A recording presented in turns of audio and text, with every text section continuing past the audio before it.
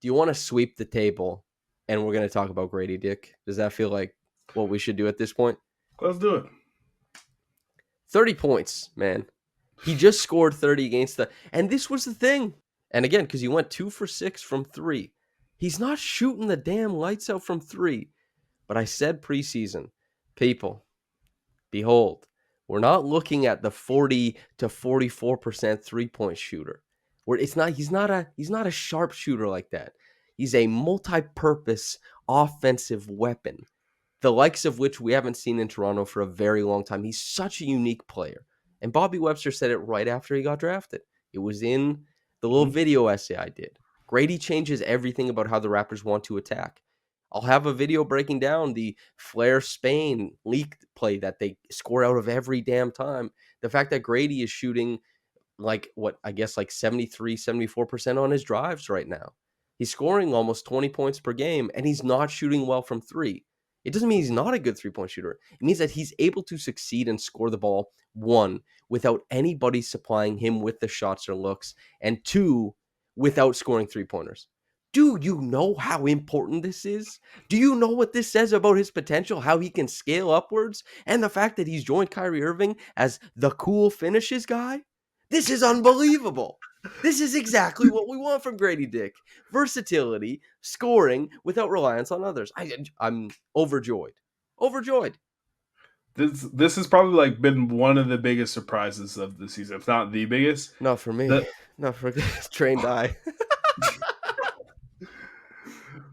Like, I'm not the best scout in the world like Josh Codenere is, but just the fact that he's able to add a level of offense that the Raptors don't have. Like, Scotty in the mid-range has had some mixed results, I would say, but Gradey is able to – the Raptors have been throwing him the ball, and from a closeout position, he's able to create his own advantage and attack that closeout, use his actual handle to create space. You saw the throw-ahead that he does, punches through the gap, creates the extra space for him, and is able to shoot. He's able to come down off of another pin down, hit those shots, and the defense is now respecting him to a point where they're closing out very aggressively because they know if he gets space, he doesn't need to get to the rim to score because he's been very lethal as a mid-range scorer. And then that changes the whole like perspective of who he is as a player, because then you're not going. When I looked at it, I was like, this is Peja Stojakovic. He's going to be able to put the ball on the floor some,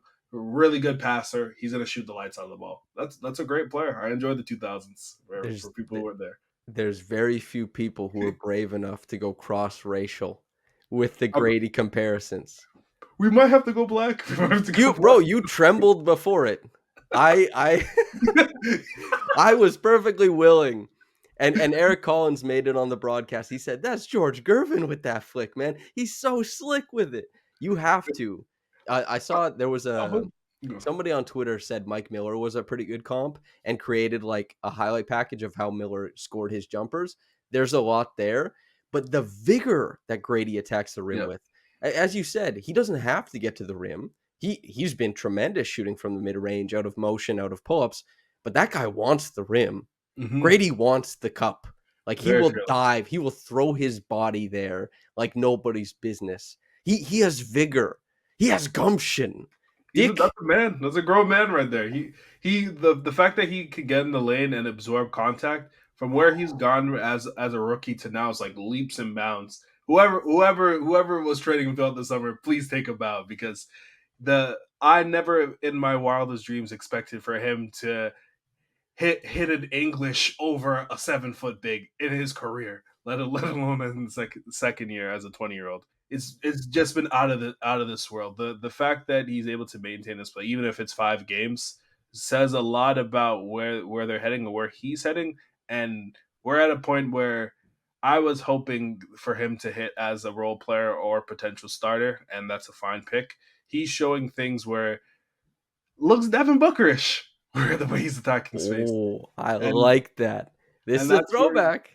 And that's where you start thinking about how he can develop as a star, and how that offensive weapon he has in terms of his finishing, the way he attacks space, then leads to him evolving as a playmaker later on the season, year 3, so on and so forth. So I'm super excited.